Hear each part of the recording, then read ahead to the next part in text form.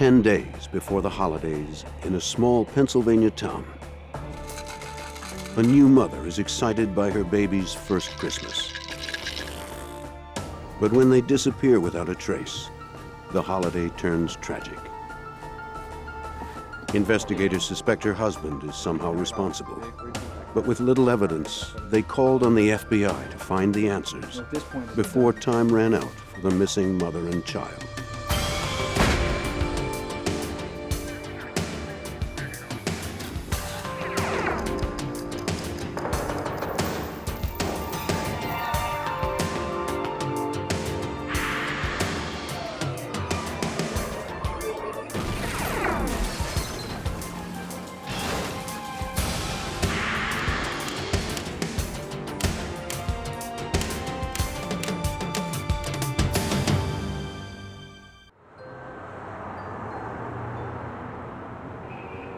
Catasauqua, Pennsylvania, 1 hour north of Philadelphia. A quiet, blue-collar town, a safe place to raise a family.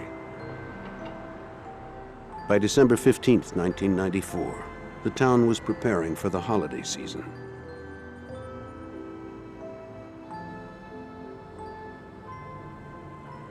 The house at 740 Front Street was already decorated.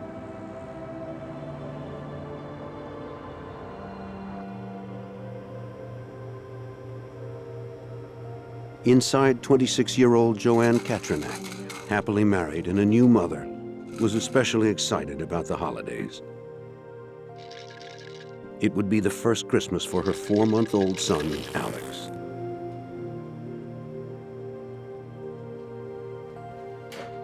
Joanne and her mother-in-law, Veronica, planned to spend the day at a nearby mall.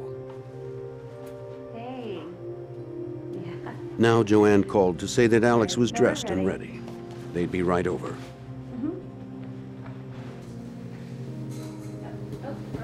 Joanne wanted to find the perfect gift for her husband, Andy.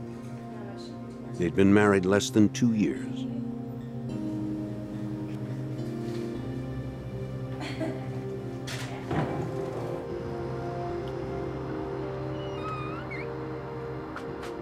And though they didn't have a lot of money, Joanne had been saving for the holiday.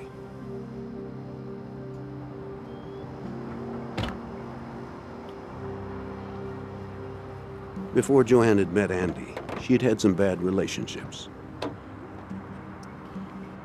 Her first husband was abusive. The marriage had ended in divorce. But she was happy now.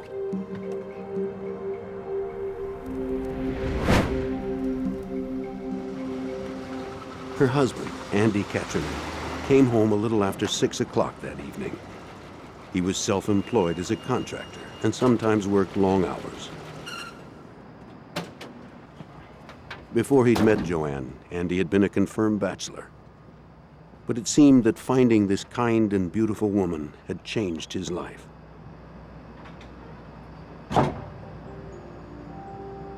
Usually, Joanne and Alex were waiting for him when he came home. But not tonight. That didn't seem to worry Andy. After all, it was Christmas time and the mall traffic would be heavy. He saw that Joanne had left some chicken to defrost.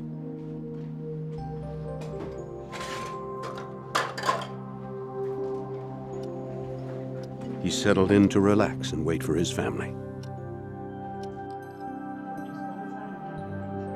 An hour went by, then another. Still, Andy didn't seem concerned.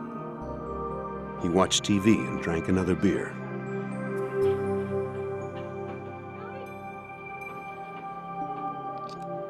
At 8 p.m., Andy finally decided to check on his wife.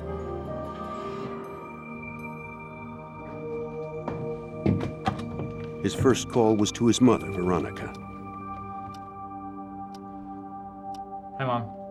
You seen Joanne? He knew Joanne had planned to shop with her. Well, it's, But now his mother said Joanne had never come by. No, well, did you didn't... Nor had she answered her phone calls.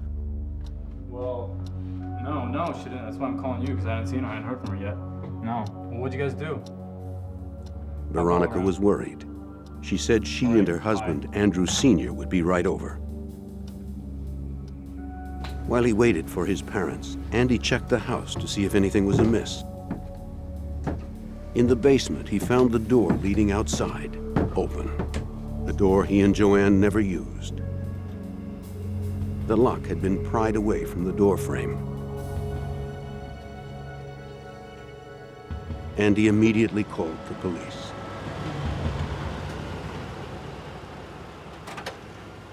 Two officers from the Catasauqua Police Department responded. By then, Andy's parents had arrived. Andy told police the events of the day. The shopping trip that never happened. The apparent disappearance of Joanne and little Alex. Taken this year. He claimed they had been abducted, and officers agreed that was a possibility. But it was also plausible that Joanne had left on her own and taken her child with her. Well, yeah. Or maybe Andy had somehow been involved. She didn't hear from her. She was supposed to meet with her. Veronica described her phone call with Joanne and the subsequent calls that went unanswered. I had my coat on and waited, and she never showed up. Here, you guys see this? Andy now showed police the padlock that had been broken off the basement door. Yeah. But the officers were not convinced it was related to the missing mother and child. That night, Andy stayed home by the phone while his father searched the surrounding area for Joanne and Alex.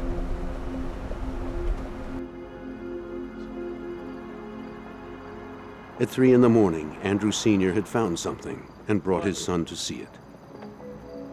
What is this? Joanne's tan Toyota was backed into a spot in the parking lot of McCarty's Tavern, What is this? down the street from the Katrinak's home. That's her keys, Andy. Inside were Joanne's keys and her small canister of mace. Again, Andy called Catasauqua police. This time, police suspected foul play. But the local force lacked the resources and experience needed to lead the investigation. So they contacted Pennsylvania state troopers for assistance. With the possibility of an abduction, Major Robert Wirtz looked to the most likely suspect, Joanne's husband, Andy Katrinak. There was a lot of looking into the family life and looking at what Andrew did on that particular day and those sorts of things. One of the things that you're always forced to do in these types of investigations is look at family members. State police arrived at Andy's house the next morning. You see that right there? Andy told them that overnight he had noticed something else, a cut phone line in the basement. Crime scene down here? One of two separate phone lines in the house. And I left it. The one cut serviced the cordless phone, while the other serviced the kitchen phone. It appeared to investigators that whoever cut the line knew where to look and which one to cut. State police evidence technicians also found a partial boot print on the basement floor and tool marks on the door frame where the padlock was pried off. Wander upstairs. No, she didn't come down. As crime scene technicians checked the house, they found nothing to remove suspicion from Andy. In the master bedroom, there was no indication Joanne had packed for a long trip. Andy confirmed that his wife's clothes all seemed to be in the closet, and the couple's suitcases were under the bed where he said they always kept them. Technicians found no blood or other signs of foul play. They dusted for fingerprints around the room's entry points, but found only Andy's and Joanne's. In the baby's room, there were also no signs that little Alex had been taken on a long trip, and no indication of a struggle or robbery. At the state police barracks garage, evidence technicians processed Joanne's car. They hoped something left behind could lead them closer to the missing mother and child. On the headrest of the driver's seat, they found 6 dirty blonde hairs. One was partially smeared with a dark red substance, maybe blood. But nothing immediately pointed to Joanne and Alex's whereabouts. As lead investigator, Trooper Bob Egan was suspicious of the way the car had been found. There were a couple things that led Andy Katrinak to believe that his wife did not back that car, and number one is that she never used that parking lot to park her vehicle. They had a parking lot in back of their house, and number two, she never backed the car in. When she parked into a parking space, she always pulled in front of the vehicle first. She was very bad at backing up. 3 days had passed since Andy's wife and son disappeared. His parents posted flyers throughout his neighborhood and in Catasauqua's shopping district. Tell me, have you seen this woman or the baby? Anywhere Joanne and Alex might have Sorry, visited. I have not. This is a picture of our daughter-in-law. This is our grandchild. With still no word from Joanne or a kidnapper, troopers delved further into Andy's background. Anything like that? No, I just got They found him anxious when he spoke of his former days as a semi-pro boxer in Las Vegas. No, He was good with his fists and earned his living as an instructor when he first moved to Pennsylvania. Now a private contractor, Andy barely made enough to pay the bills. A wife, a house, and a baby strained the new father's resources. Troopers asked to see his financial records, including insurance documents, bank statements, and phone records. I got some checks. He told them that his wife had only minimal life insurance. I know you probably would have wanted phone records, so I brought that down too. On the day she disappeared with his son, Andy said he had been with his father, building a room addition for a client who lived a few miles from his home. Troopers were not satisfied. They suspected he may have still been hiding something. They demanded that Andy take a polygraph test. Right now, do you know where your wife is located? No, I don't. The first test showed that Andy had not been deceptive regarding his family's disappearance. But investigators needed to be sure, No. Did you so they kill tested him again. No, I didn't. The results were conclusive. No. Andy was telling the truth about his missing wife and baby. Are you intentionally Investigators doing cleared any the husband information as a about her suspect. disappearance? No, I'm not. By now, Joanne and Alex had been missing for 4 days, and investigators still had no solid leads. Whether it had been a desertion or an abduction, it was possible the woman and child had crossed state lines. On December 19, 1994, state police called on the FBI for help. Special Agent Dave Rope from the FBI's Allentown office joined the effort. We began our investigation by identifying, locating, and interviewing virtually all of the relatives, virtually all of the friends, former work colleagues, anybody and everybody who was either related to or acquainted with Andy, Joanne, and Alex. Open. Coffee? Yes, thank you. Local, state, and federal agencies funneled their resources into the search for the missing woman and child. 6 days before Christmas, it seemed as if they had vanished without a trace. Joanne Katrinak, a 26-year-old mother, and her 4-month-old son, Alex, had mysteriously disappeared from their Catasauqua, Pennsylvania home. Her husband, Andy, had been cleared of suspicion. Now investigators traveled across Pennsylvania state lines to question Joanne's ex-husband, who lived and worked in New Jersey. Mike Jack had married Joanne in 1991. They were divorced just a few months later, amidst allegations that Jack was abusive. Maybe Joanne had decided to rekindle the relationship. Or perhaps her ex had come to win her back. But investigators found Jack had a solid alibi for the date of Joanne's disappearance.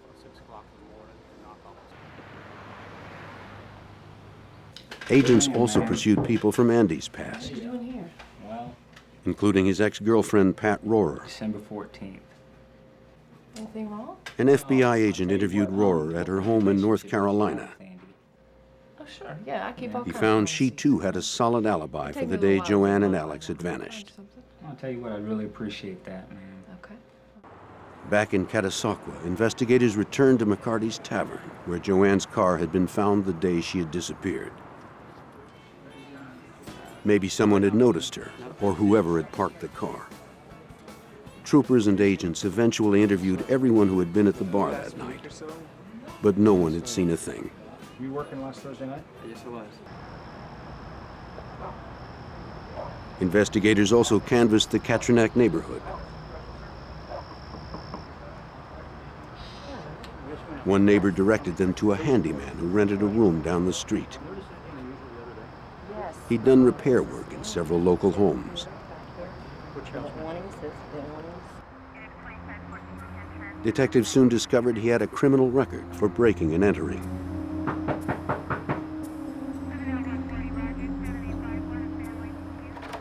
He seemed a promising suspect. He admitted to police he had had some run-ins with the law, but swore he had no knowledge of Joanne and Alex's disappearance. He agreed to come in for further questioning.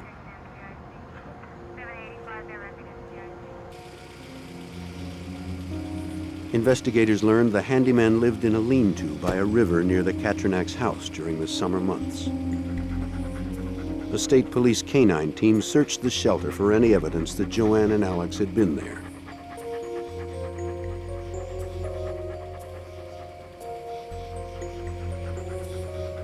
They found nothing, and the handyman was cleared. Another dead end. For frustrated investigators, precious time slipped away as community concern grew. Man. State Police Major Robert Wirtz helped establish hotlines to elicit the public's help. There was obviously a lot of concerns in the community as to what occurred. So we had a command post set up here at the barracks with a number of telephone lines coming into the command post. Those phone numbers were given to the public, and we in fact did get information from the public. Reports of sightings poured in. One resident reported seeing Joanne with an unidentified man near railroad tracks behind the Katrinac's home. She was carrying a baby and seemed frightened by the man pulling her further into the brush against her will. In response, FBI agents and state police immediately conducted a massive line search of a 4-mile stretch near the railroad tracks. The search continued through the night. They scanned the area inch by inch as choppers circled overhead. But again, investigators found nothing. Trooper Joe Kosovar, now co-lead investigator with his partner Bob Egan, recalls that reports of sightings continued. They saw her along the railroad tracks. They saw her on an airplane. They saw her in a convenience store with a baby, but none of them checked out. They were false leads, and apparently people who they saw and thought they saw were two different people. Christmas passed and spring began, with still no word of Joanne and Alex. Then on April 9th, a farmer was tilling his field in Heidelberg Township, 15 miles northwest of Catasauqua. He saw what looked like a pile of clothes at the field's edge. When he walked over to investigate, he encountered a horrifying sight. Human remains.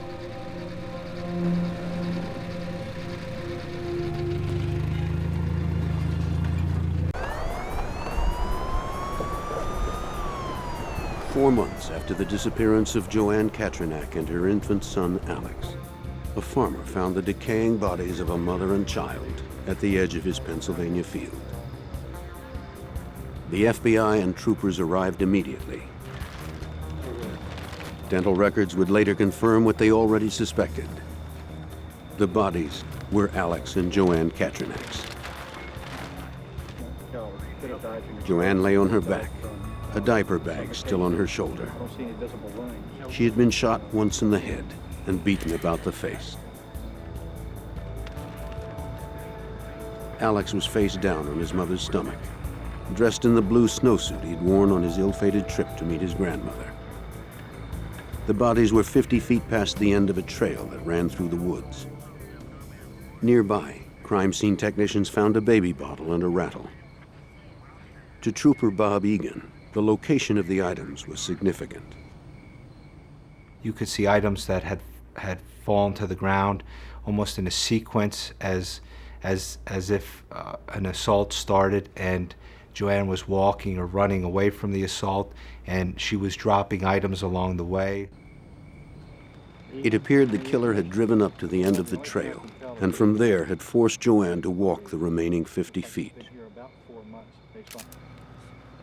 Evidence technicians would spend 15 hours searching the area, but they found no shell casings, fingerprints, footprints, or murder weapons. In the hopes that the forest debris might yield answers, they collected leaves and dirt from beneath the bodies and sent them to the police lab for closer examination.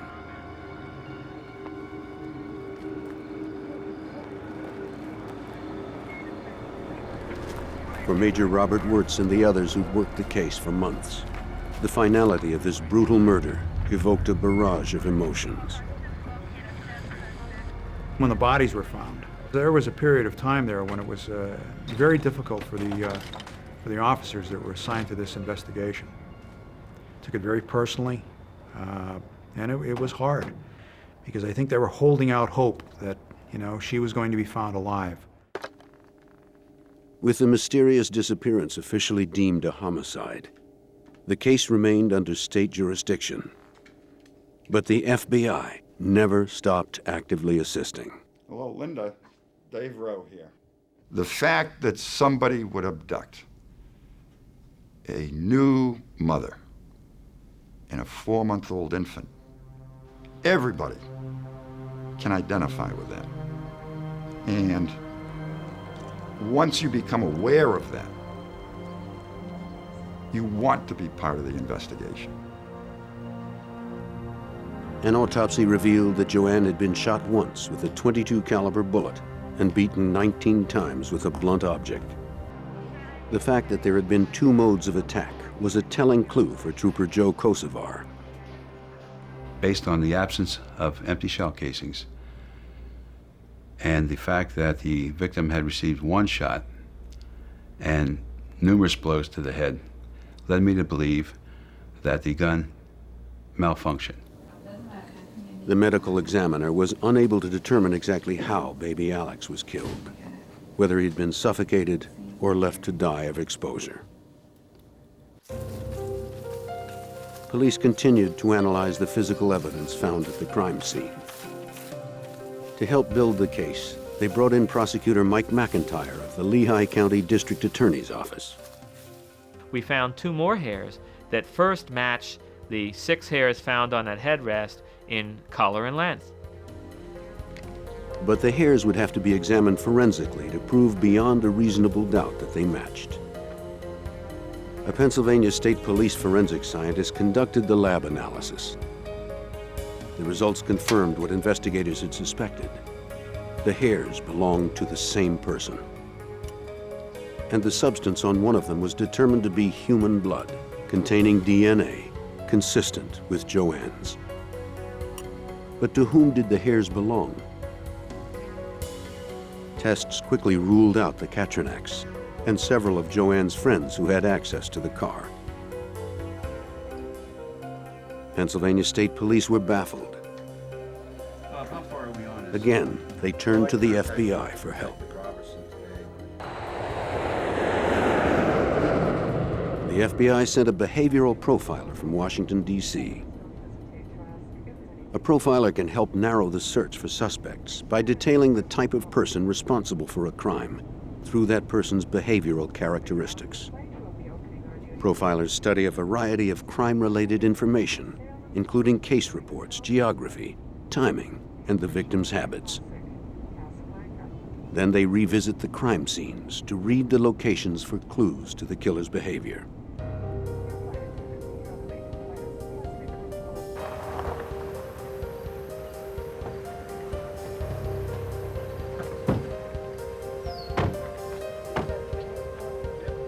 Investigators first took the profiler to the place the bodies were found. He would look for anything that might reveal the killer's signature. The area was so far from the abduction site, the profiler was convinced the killer had been here before. The profiler also hypothesized the killer had been male because the attack had been so brutal. The abduction had taken place in broad daylight, which offered another hint.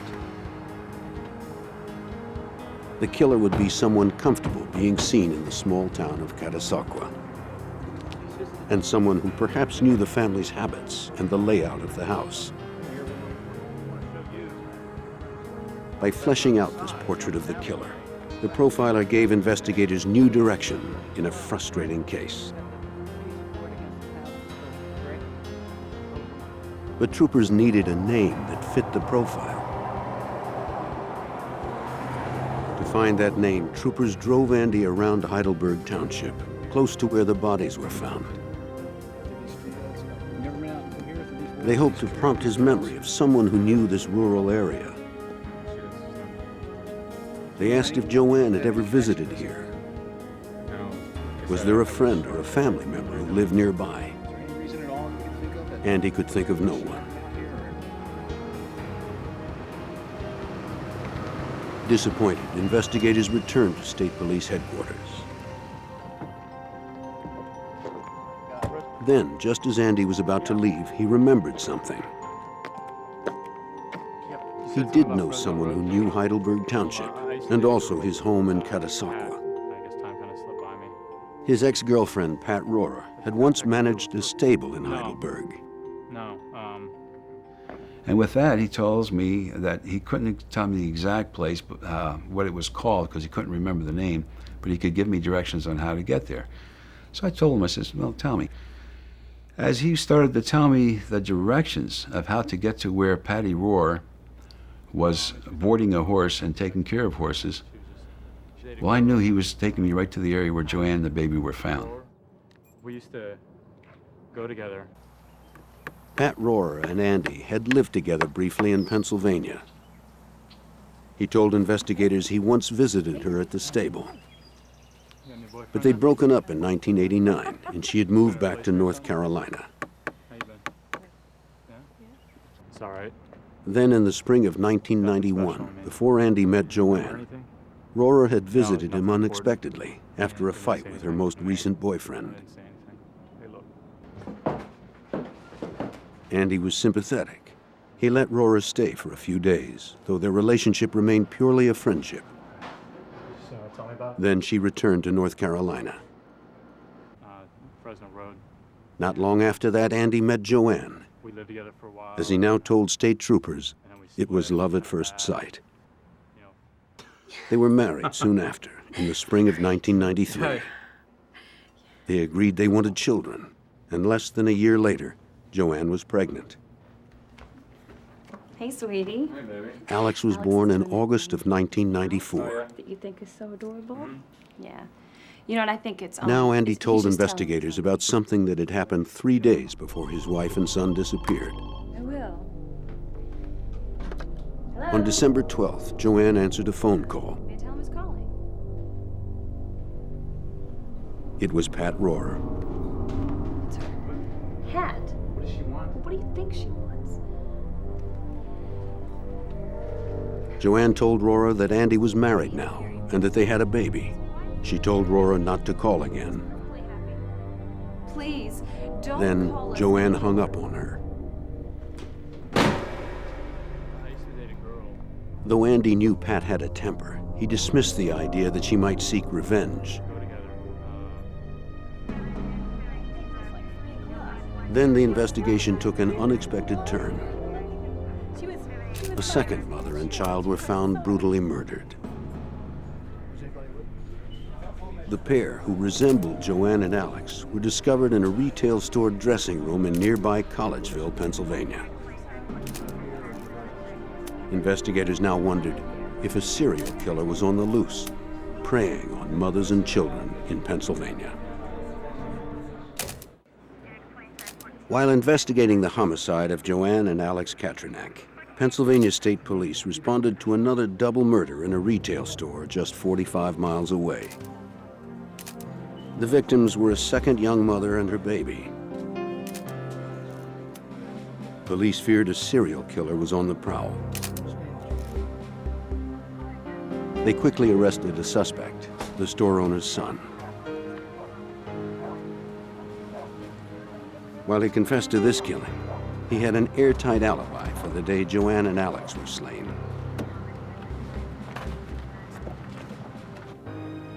Now police turned their attention to Andy Katrinak's ex-girlfriend, Pat Rohrer. Yeah, we got a couple things to run down. Rohrer was a long shot, a brunette instead of a blonde, and a woman, though the profiler believed the murderer was male. But she was familiar with both the abduction and murder sites. Then Trooper Joe Kosovar recalled that he'd worked on a case that was strangely similar. He phoned Special Agent Dave Rowe. Trooper Joe Kosovar recollected that he had investigated a homicide some years earlier where the cause of death was blunt force blows to the head. The assailant was determined to be a woman, while 1, 2, 3, 4 blows by an adult male would produce the same damage that a woman might have to strike 15, 20, 25 blows to accomplish. Joanne Katrinak had sustained 19 blows. But could a woman have killed her and her infant as well? In May of 1995, 6 months after the murders, troopers Bob Egan and Joe Kosovar traveled to North Carolina. The FBI had helped coordinate a meeting with the Lexington County Sheriff's Office. Together, authorities from the 2 states would interview Pat Rohrer at her attorney's office. Rohrer's mother was also there. You exercise the horses, can you tell us? Rohrer expanded upon her original alibis. On December 15th, the day of the crime, she said she'd visited a local tanning salon. That evening, she'd taken her regular Thursday night dance lesson at the Cowboys Nightlife bar. Why'd you guys split up? Rohrer admitted she'd worked at the stable in Heidelberg Township, but said she hadn't been back to Pennsylvania since she'd visited Andy after the fight with her boyfriend. She also swore she'd never owned a gun. Lieutenant Tony Roberson of the Lexington County Sheriff's Department helped agents and troopers investigate her statements. The first thing that they wanted to do was discredit her alibis to find out whether they could be corroborated or whether they could be found to be invalid. Excuse me, ma'am. Investigators visited the tanning salon Rohrer claimed to have used on the day of the murders. Prosecutor Mike McIntyre remembers this alibi quickly proved false. The owner of the tanning salon, Mrs. Simerson, said, hey, you know what? Something's wrong here, because we were closed on that particular day that Pat Rohrer says she was in getting a tan, because that's my husband's birthday, and we were over at the shopping mart in some city about 50 miles away, and I remember that, and I have a receipt for you from the shopping mall to show that we were there. Excuse me, sir. At the Cowboys Nightlife bar, the dance instructor knew Rohrer as a regular. We're investigating a murder up in Pennsylvania, and we understand that... The club's sign-in sheet showed she'd been there the Thursday before December 15th and the Thursday after, but not on the 15th. Investigators secured Rohrer's phone records. They showed she'd used the phone every day of December 1994, except from the 12th through the 15th. Despite her alibis, Rora could not prove she'd been in North Carolina on the day of the killings. More incriminating still, her police record revealed a history of violence. She has violent tendencies, has had them in the past. She was charged in a neighboring county, in Forsyth County, of getting into a fight over a man at a bar. And she was arrested that night. But investigators were still missing one key piece of evidence, the murder weapon. Rora continued to deny she'd ever owned a gun. But investigators kept digging. At a North Carolina stable, they found one of her ex-boyfriends, Walter Blaylock. He distinctly remembered that Rora had bought a handgun for $50 at a yard sale. It was a .22 caliber Jennings, which they had used for target shooting in Rora's backyard. You put your hands on me, girl! The last time he had seen it was during an intense argument. Calm down, Pat! I'm not gonna calm down! Settle down! Don't do something foolish! Please! Settle down! Put a gun down! Now Blaylock told Trooper Egan the gun had a curious flaw. He went on to describe the handgun as being a junky piece of junk type of handgun that often after the first time you shot it, it jammed, not allowing you to fire a second shot. Now this fed into the theory why somebody would be shot once and then beaten about the head. The FBI helped coordinate interstate efforts to secure a probable cause warrant to search Rora's North Carolina home for the murder weapon. They arrived with the warrant on July 24th, 1995. What are you doing here? Have a warrant. Despite a thorough search, they didn't find the gun. But they did find numerous spent .22 caliber shell casings in the backyard. State Police. Detective Egan, Detective Kosovar, ma'am. Only when police told Rora that they knew she owned a handgun did she admit to it. But she insisted Blaylock had taken it with him when he'd moved out about a month before the murders. No, I have not. Why did you buy the gun? I told The you. case against Rora was growing, I do not but it have was this built gun, on okay? circumstantial evidence. Just because he wanted this gun. Did you get it? She could have dumped it. And strangely, the only physical evidence, the hairs from the car and the murder site, didn't seem to fit.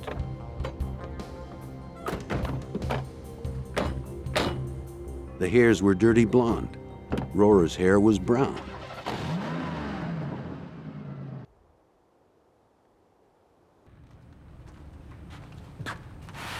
Trooper Joe Kosovar wondered if it could have been dyed at the time of the killings.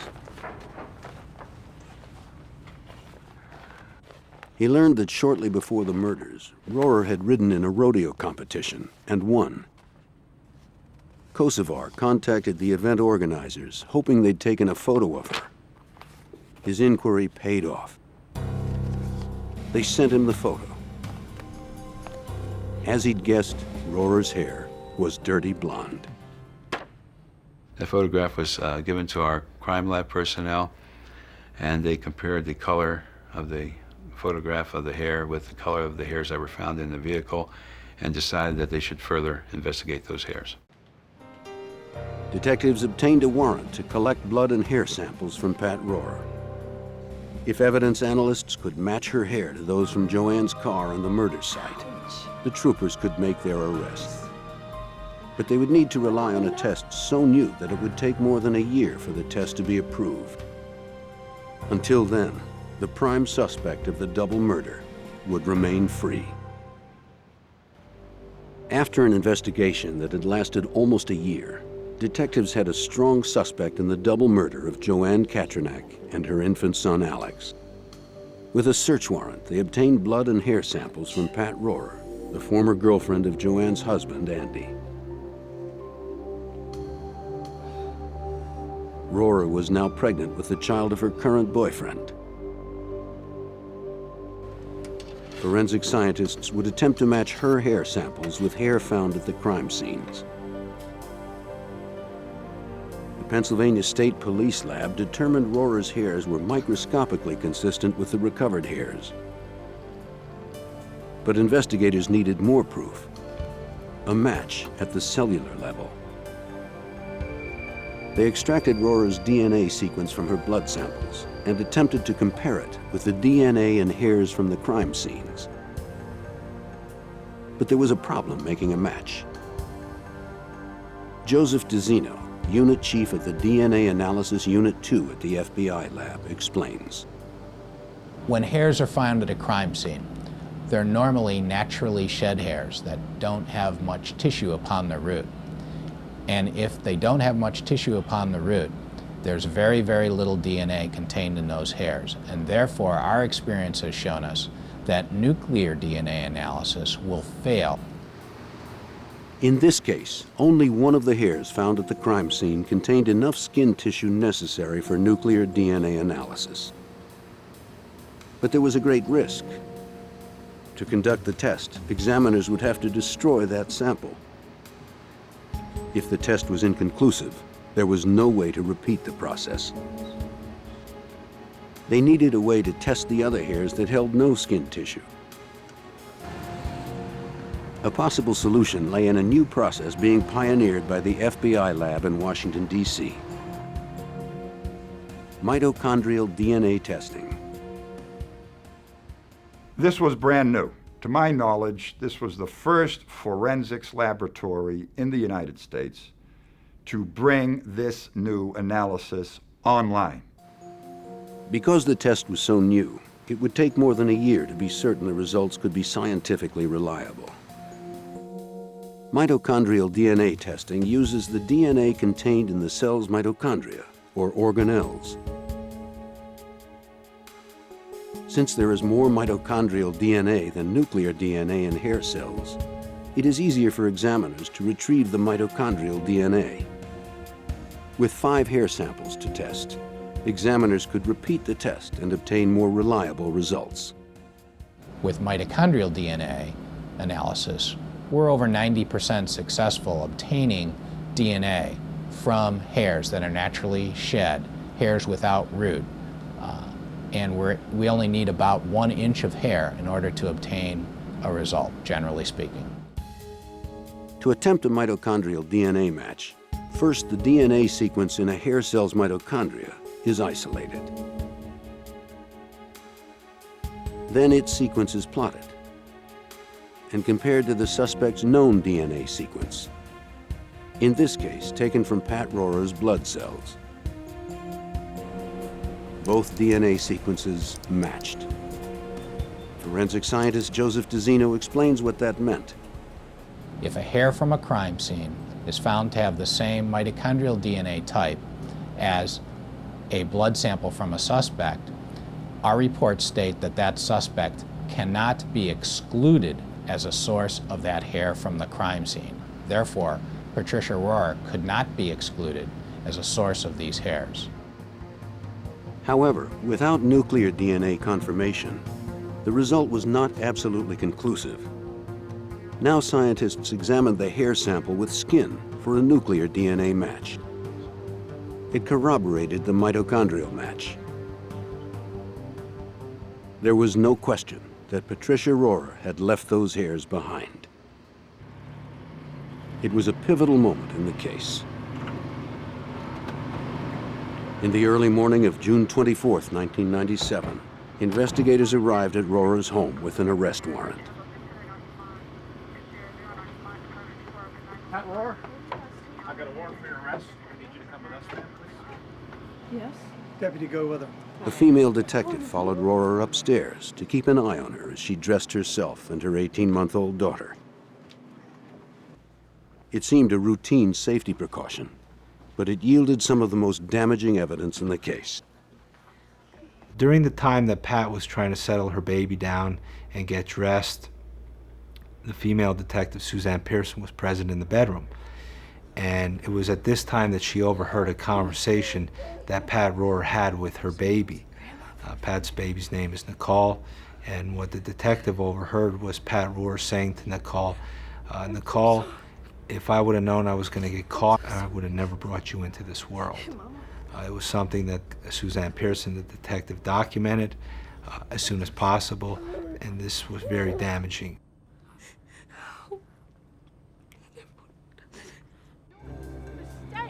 More than 3 years after the murder of Joanne Katranak and her baby, Pat Rohrer was finally under arrest.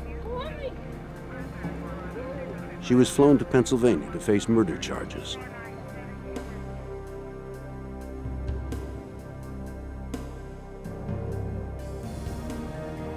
Preparing for trial, prosecutors pieced together the terrifying events of Joanne and Alex Katranak's last day.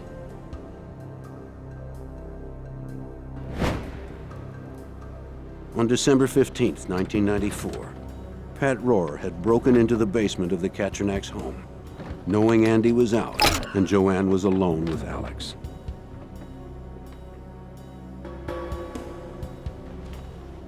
Joanne had no idea Rohrer was downstairs as she called her mother-in-law and packed up baby Alex for a shopping trip. Right. From the basement, Rohrer heard every word Joanne said.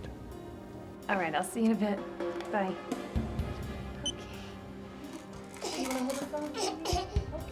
And she remembered the house from a visit with Andy 3 years earlier. She knew where to look for the 2 phone lines and which one to cut so Joanne couldn't call for help. Joanne carried Alex outside, still unaware that Pat was in the house. Rohrer heard Joanne leave and went outside to catch up with her.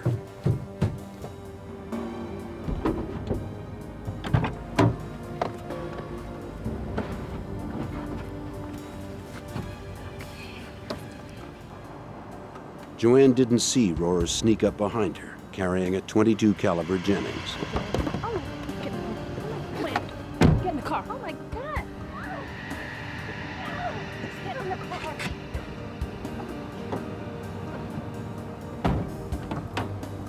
Rohrer jumped into the back seat with the baby and forced Joanne to drive.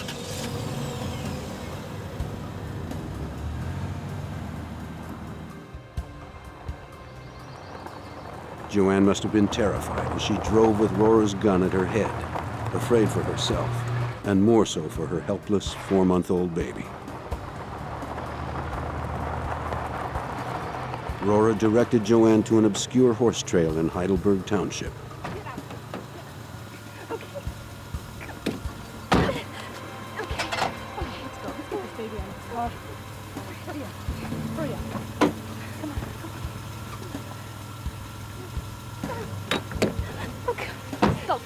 As Rohrer forced her further into the woods, Joanne in her terror dropped Alex's rattle and then his bottle. Rohrer fired once, but then her gun jammed, and she began bludgeoning Joanne. She may have suffocated baby Alex, or simply left him to die slowly of exposure to the December elements. Then Rohrer parked the car at McCarty's Tavern and fled from Pennsylvania. Prosecutors built an airtight case, using evidence investigators had meticulously collected. It was a concerted effort by many in law enforcement, unwilling to let this woman and child perish in silence. As investigators, we have a responsibility, and that responsibility is to be the voice of the victim, is to gather the information and speak for the victims that can no longer speak. Close 6.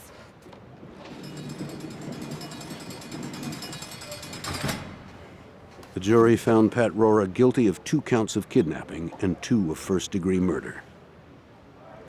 She was sentenced to life in prison with no chance of parole.